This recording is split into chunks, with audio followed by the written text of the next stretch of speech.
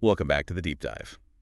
Okay, so we got this really great summary analyzing Joseph Schumpeter's big book, Capitalism, Socialism, and Democracy. Ah, Schumpeter. Yeah, a real heavyweight thinker from the 20th century. Definitely. And this book, written way back in 1942 during the war. Incredible, isn't it, how relevant it still feels? It really digs into capitalism, socialism, democracy, the whole shebang. Exactly. And you have to think his background, growing up in the Austro-Hungarian Empire, seeing all that change, that must have shaped his ideas. Oh, absolutely. That perspective on dynamic change, maybe even like capitalism's potential to self-destruct, seems baked in. So our mission for this deep dive is basically to pull out the core insights. Yeah. Schumpeter on capitalism's power, its predicted future, and his, unique take on democracy. Ready to jump in? Let's do it. Where should we start? Maybe his most famous idea. Yeah, let's go straight for creative destruction. It sounds dramatic. It is dramatic, in a way. Schumpeter saw it as the essential fact about capitalism. It's this constant process. Entrepreneurs innovating. Creating new stuff, right? Yeah. New products. It is surprising, especially because his reasoning was so different from Marx. Schumpeter didn't think capitalism would fail because of crisis or poverty. No. Then why? He thought it would succeed itself out of existence, essentially. Its success leads to giant corporations, bureaucratization.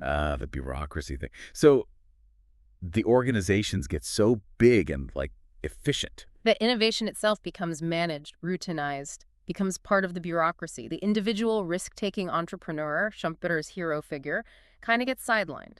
So the dynamism gets lost. Yeah. Replaced by managers and committees. Pretty much. Specialists and technicians take over. And once innovation is just another managed process within a huge company, the jump to a centrally planned socialist system doesn't seem so large. It's the success of capitalism paving the way. Wow. Okay, that's Wow. a different angle. Now, what about democracy? He had some strong views there too, right? Oh, definitely. He sort of threw out the traditional definition, forget the will of the people, achieving the common good. So what was his definition then? Much more procedural, basically. Democracy is just the system where potential leaders compete for people's votes. Like an election is a competition for power, and that's it. That's the core of it. An institutional arrangement for arriving at political decisions in which individuals acquire the power to decide by means of a competitive struggle for the people's vote. Full stop. He didn't think there was a common good everyone could agree on. He was very skeptical. He thought different groups have different interests, and the idea of a unified general will was kind of a fantasy, maybe even shaped by the politicians competing for votes. Sounds a bit cynical, or maybe just realistic. He didn't have very high opinion of the average voter's political judgment, did he? Not really. He doubted people could apply the same rationality to complex politics as they might to their own, personal affairs. So, yeah, it leads to a more elitist view. Democracy is about choosing which elite gets to rule for a while. Okay, so how does that kind of democracy connect with capitalism or socialism? Well, interestingly, he thought socialism was compatible with his definition of democracy.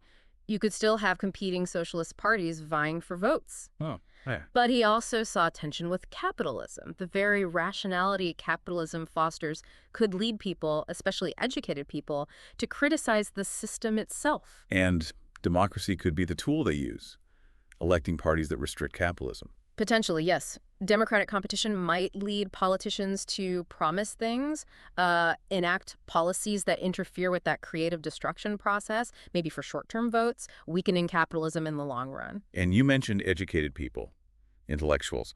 He had a specific role for them in this story. A very specific and frankly quite critical role. He saw intellectuals as having the power of words, but often lacking direct responsibility for practical outcomes. So they could criticize freely. Exactly. He argued they gain influence by critiquing the system, almost having a vested interest in social unrest.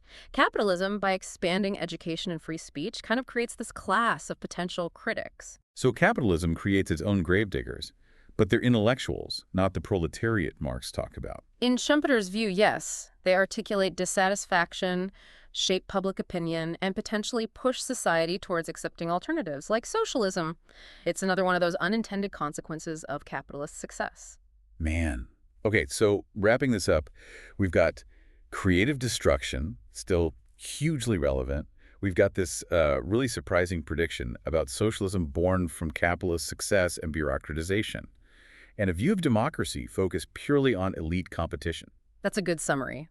Obviously, his prediction about an inevitable shift to socialism hasn't panned out universally, especially after the late 20th century. Right. History took a different turn there. But his concept of creative destruction, it's fundamental to how we understand innovation and economic change even now. Yeah, And his ideas about how intellectuals and politics interact with the economy, still a lot to chew on there. definitely. So maybe the final thought for everyone listening is, what does creative destruction look like today with AI, with digital platforms? Yeah. And how is all this tech changing that relationship, that tension maybe, between capitalism and democracy Schumpeter talked about? What would Schumpeter say about our era of disruption? Yeah, something to think about. Thanks for dipping into this with us.